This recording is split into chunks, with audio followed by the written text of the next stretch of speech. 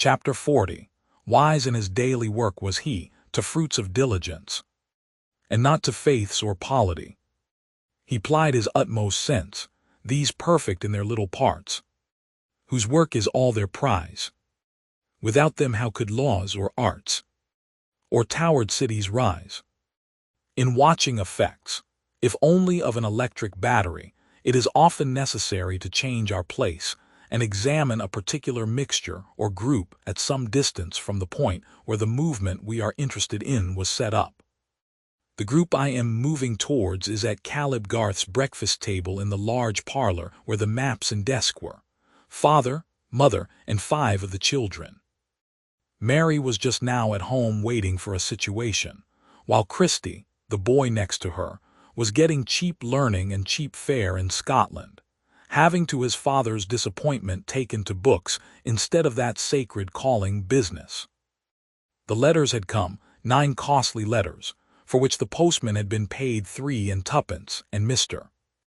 Garth was forgetting his tea and toast while he read his letters and laid them open one above the other, sometimes swaying his head slowly, sometimes screwing up his mouth in inward debate, but not forgetting to cut off a large red seal unbroken, which Letty snatched up like an eager terrier. The talk among the rest went on unrestrainedly, for nothing disturbed Caleb's absorption except shaking the table when he was writing. 2 letters of the 9 had been for Mary.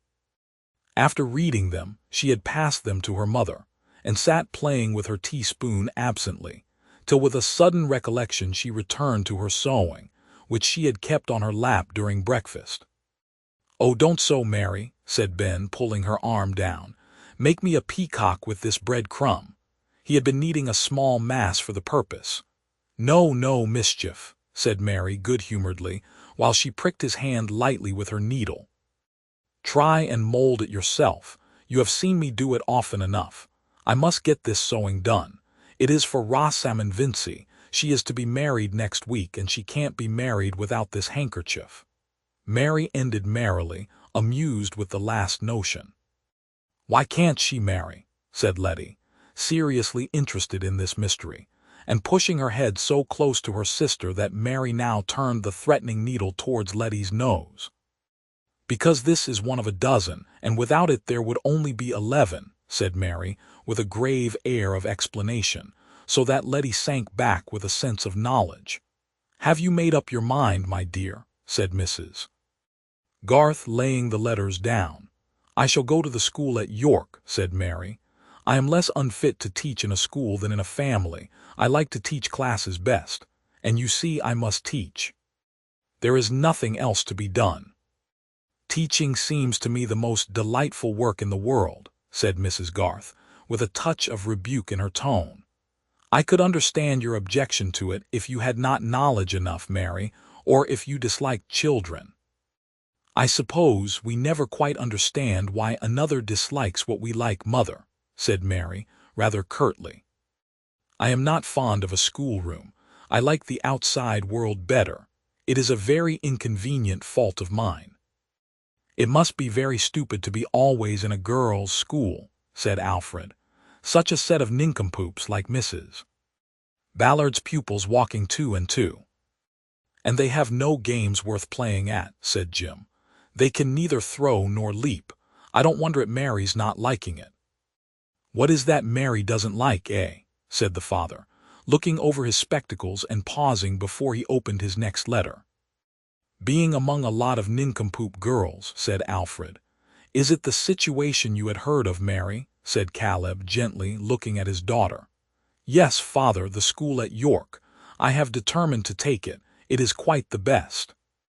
£35 a year, and extra pay for teaching the smallest strummers at the piano." "Poor child! I wish she could stay at home with us, Susan," said Caleb, looking plaintively at his wife. "Mary would not be happy without doing her duty," said Mrs. Garth, magisterially, conscious of having done her own. "It wouldn't make me happy to do such a nasty duty as that," said Alfred, at which Mary and her father laughed silently, but Mrs. Garth said gravely, "Do find a fitter word than nasty, my dear Alfred, for everything that you think disagreeable. And suppose that Mary could help you to go to Mr. Hanmer's with the money she gets. That seems to me a great shame. But she's an old brick, said Alfred, rising from his chair and pulling Mary's head backward to kiss her. Mary colored and laughed, but could not conceal that the tears were coming. Caleb, looking on over his spectacles, with the angles of his eyebrows falling, had an expression of mingled delight and sorrow as he returned to the opening of his letter. And even Mrs.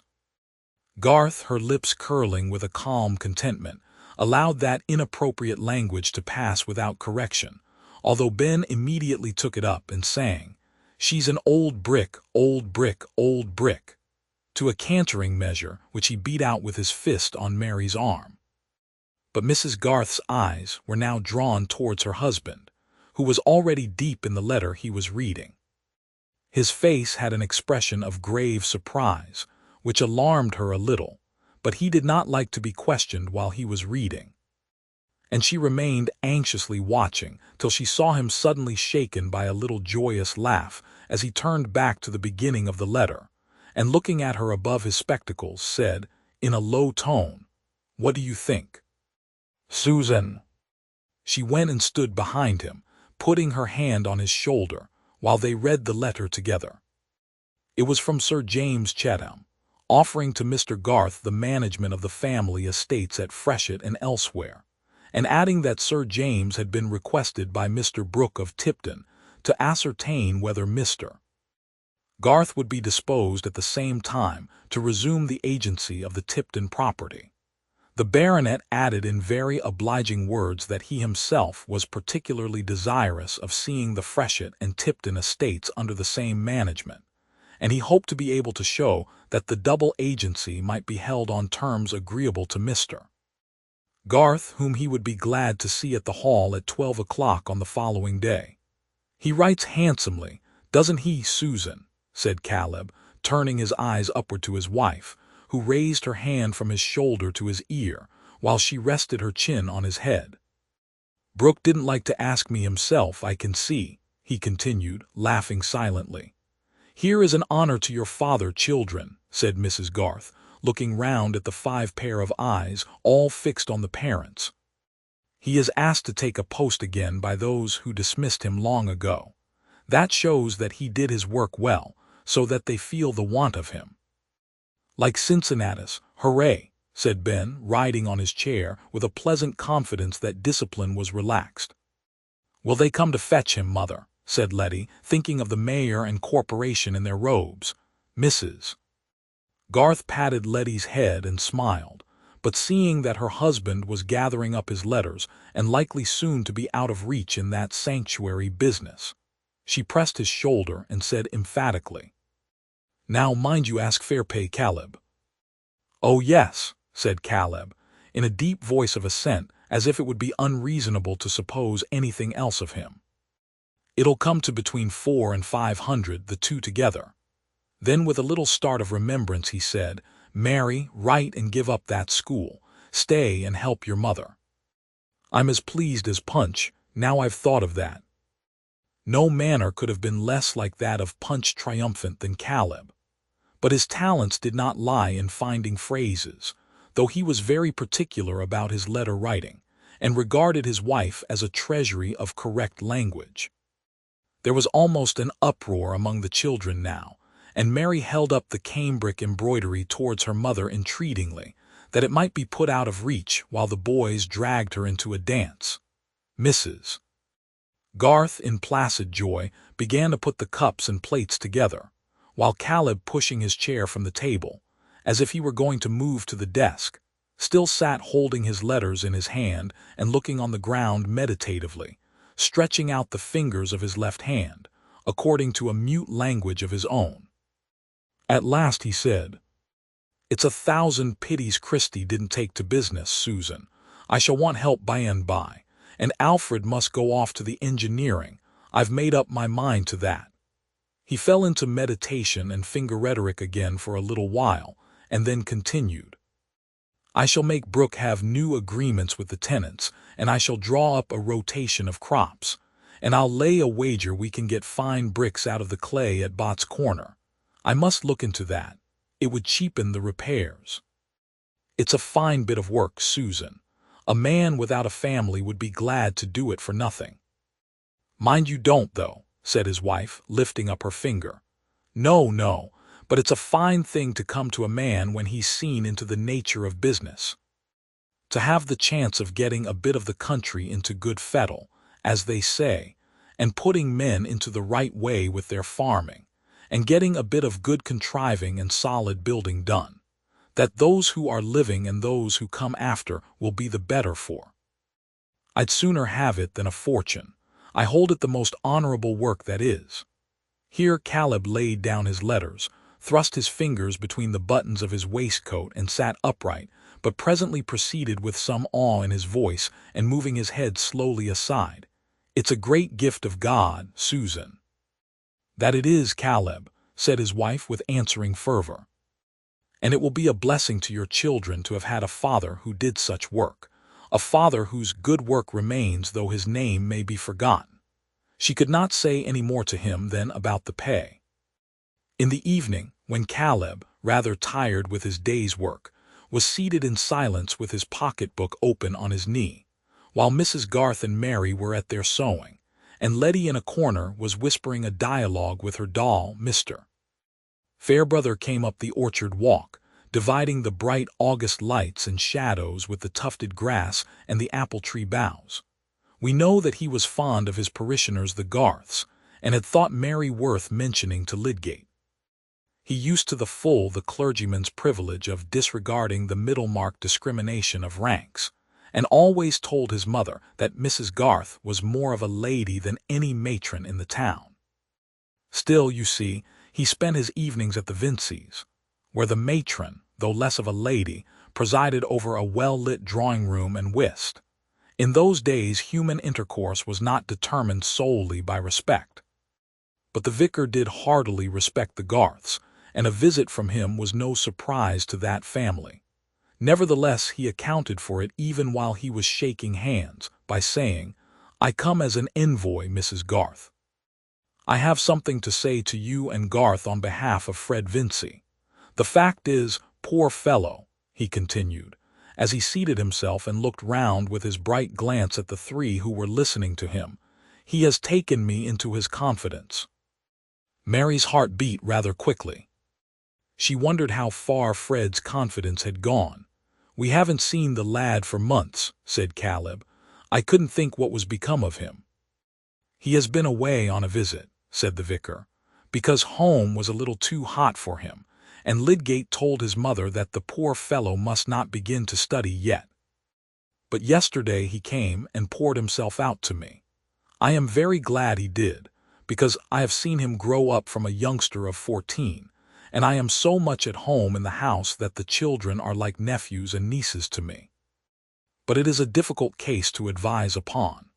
However, he has asked me to come and tell you that he is going away, and that he is so miserable about his debt to you and his inability to pay that he can't bear to come himself even to bid you good-bye."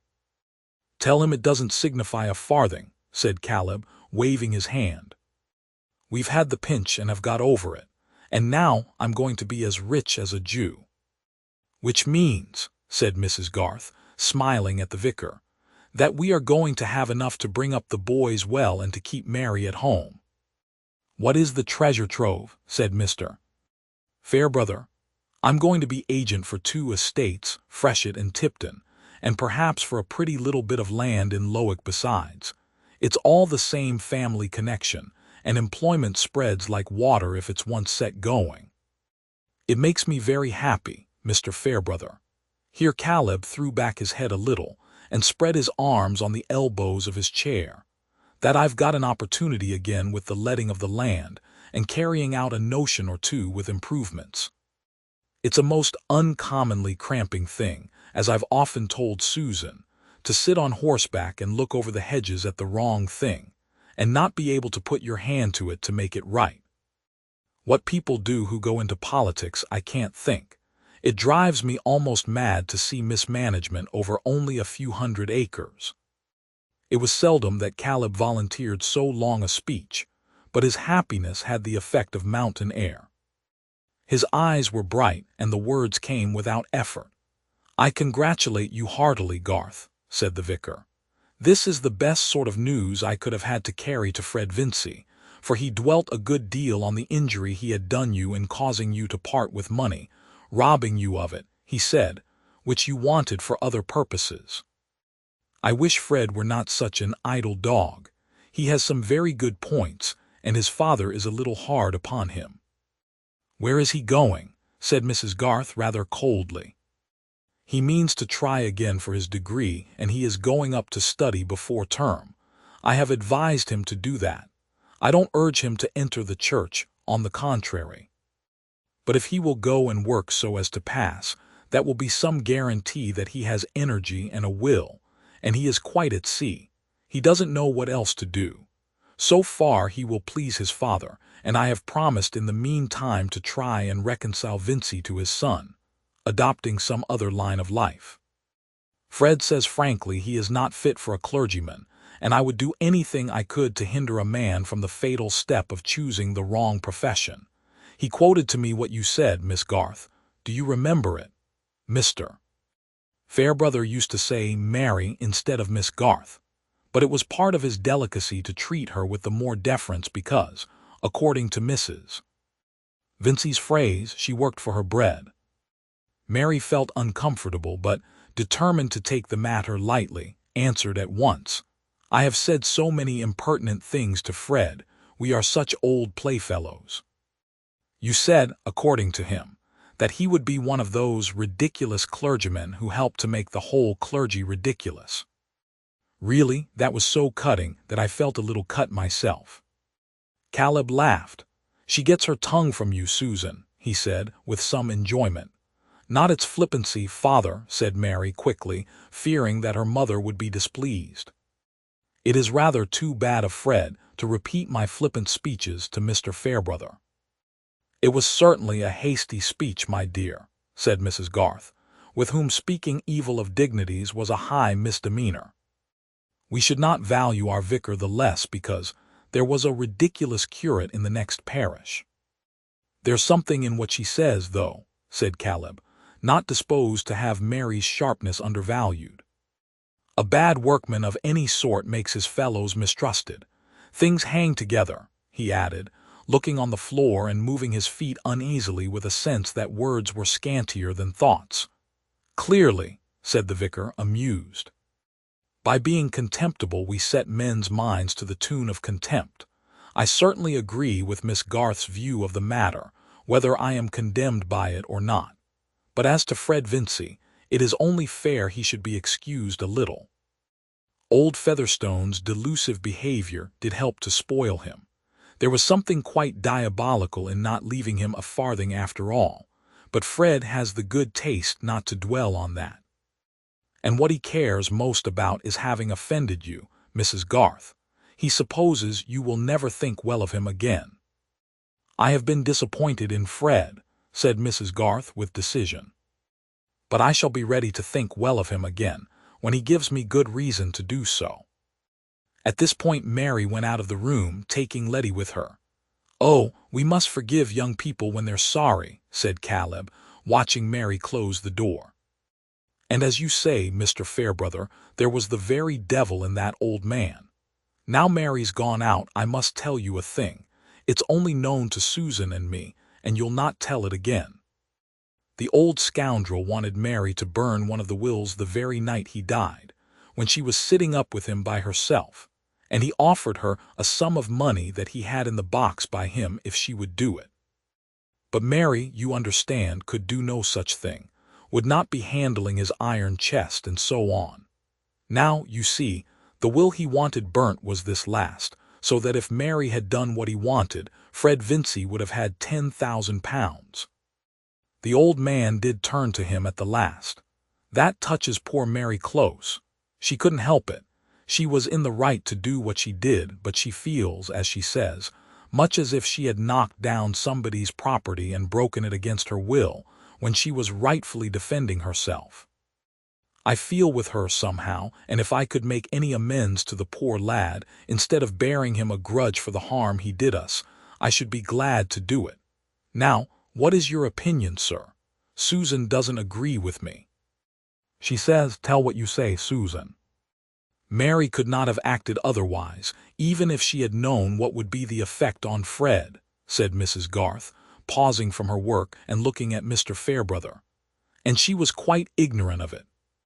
It seems to me, a loss which falls on another because we have done right is not to lie upon our conscience.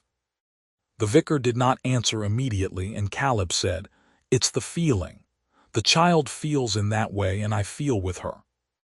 You do mean your horse to tread on a dog when you're backing out of the way, but it goes through you when it's done.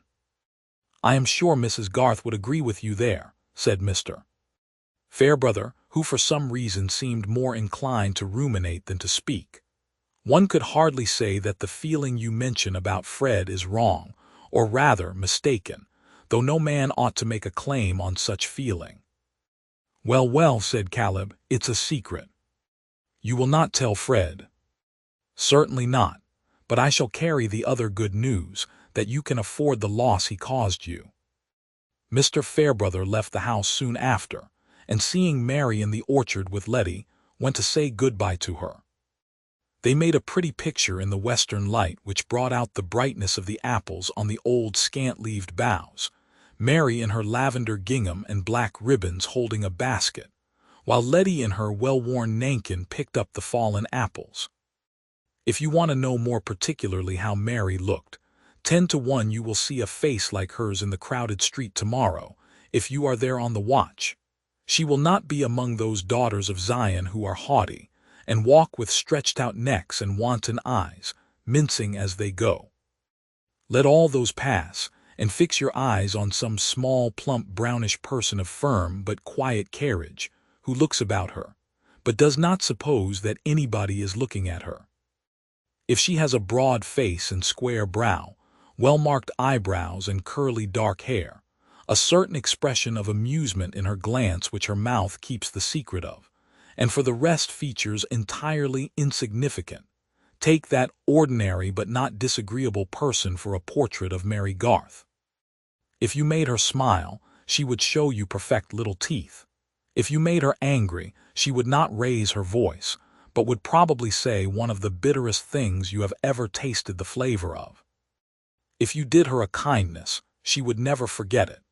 Mary admired the keen-faced, handsome little vicar in his well-brushed, threadbare clothes more than any man she had had the opportunity of knowing. She had never heard him say a foolish thing, though she knew that he did unwise ones, and perhaps foolish sayings were more objectionable to her than any of Mr. Fairbrother's unwise doings. At least, it was remarkable that the actual imperfections of the vicar's clerical character never seemed to call forth the same scorn and dislike which she showed beforehand for the predicted imperfections of the clerical character, sustained by Fred Vincy. These irregularities of judgment, I imagine, are found even in riper minds than Mary Garth's. Our impartiality is kept for abstract merit and demerit, which none of us ever saw. Will anyone guess towards which of those widely different men Mary had the peculiar woman's tenderness, the one she was most inclined to be severe on, or the contrary? "Have you any message for your old playfellow, Miss Garth?" said the vicar, as he took a fragrant apple from the basket which she held towards him and put it in his pocket. "Something to soften down that harsh judgment. I am going straight to see him." "No," said Mary, shaking her head and smiling. "If I were to say that he would not be ridiculous as a clergyman, I must say that he would be something worse than ridiculous. But I am very glad to hear that he is going away to work. On the other hand, I am very glad to hear that you are not going away to work. My mother, I am sure, will be all the happier if you will come to see her at the vicarage. You know she is fond of having young people to talk to, and she has a great deal to tell about old times. You will really be doing a kindness." "I should like it very much if I may," said Mary. "Everything seems too happy for me all at once. I thought it would always be part of my life to long for home, and losing that grievance makes me feel rather empty. I suppose it served instead of sense to fill up my mind. "May I go with you, Mary?" whispered Letty, a most inconvenient child who listened to everything, but she was made exultant by having her chin pinched and her cheek kissed by Mr. Fairbrother, an incident which she narrated to her mother and father. As the vicar walked to Lowick, anyone watching him closely might have seen him twice shrug his shoulders. I think that the rare Englishmen who have this gesture are never of the heavy type. For fear of any lumbering instance to the contrary, I will say, hardly ever. They have usually a fine temperament and much tolerance towards the smaller errors of men, themselves inclusive.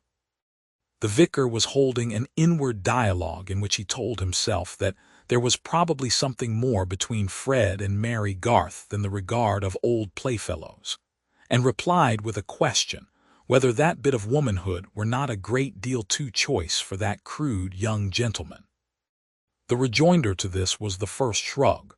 Then he laughed at himself for being likely to have felt jealous, as if he had been a man able to marry, which, added he, it is as clear as any balance sheet that I am not. Whereupon followed the second shrug. What could two men, so different from each other, see in this brown patch, as Mary called herself?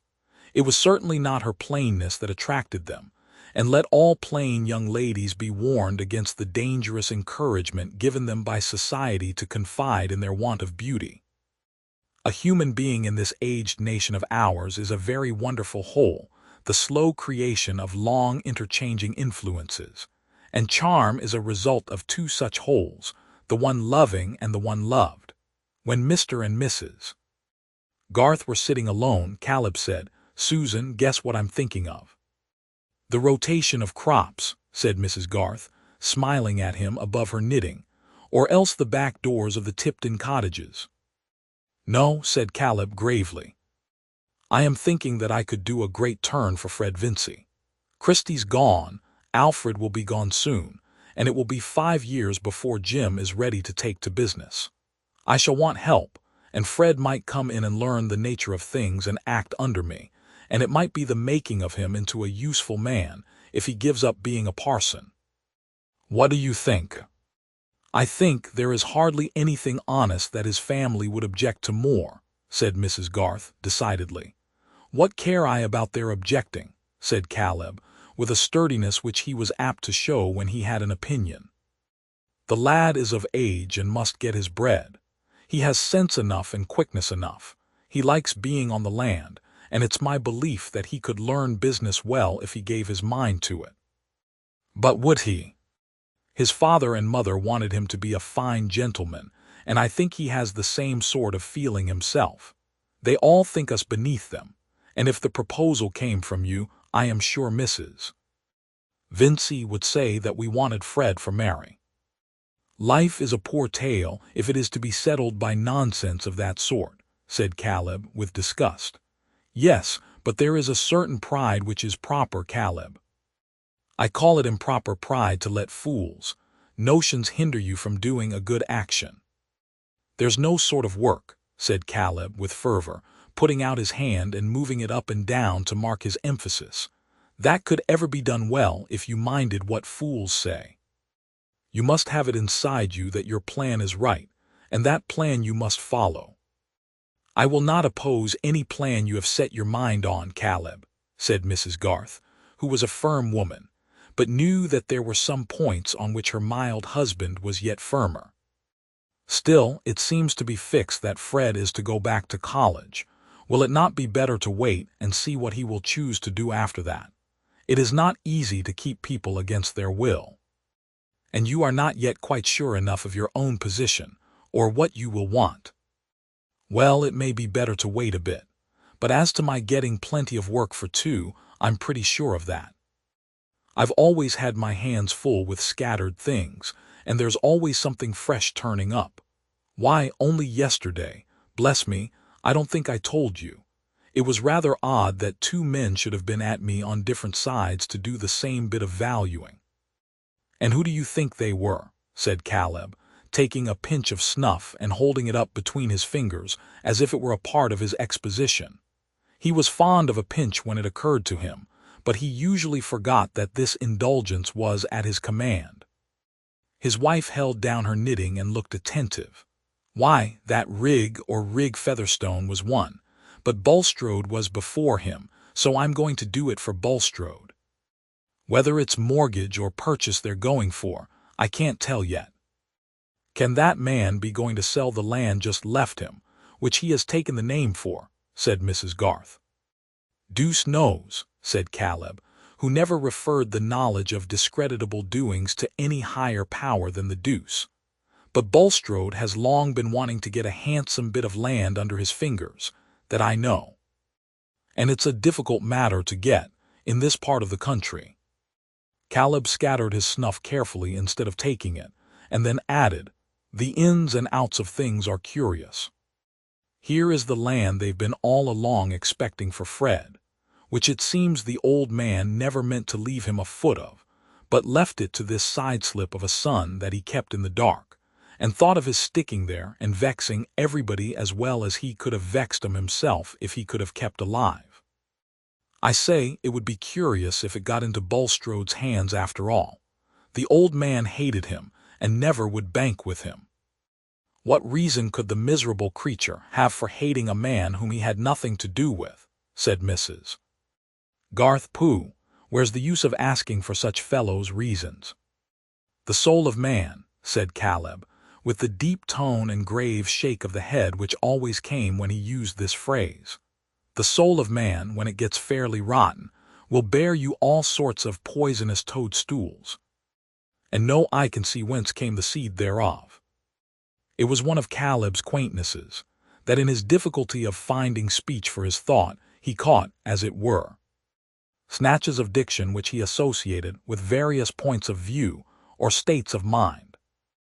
And whenever he had a feeling of awe, he was haunted by a sense of biblical phraseology, though he could hardly have given a strict quotation.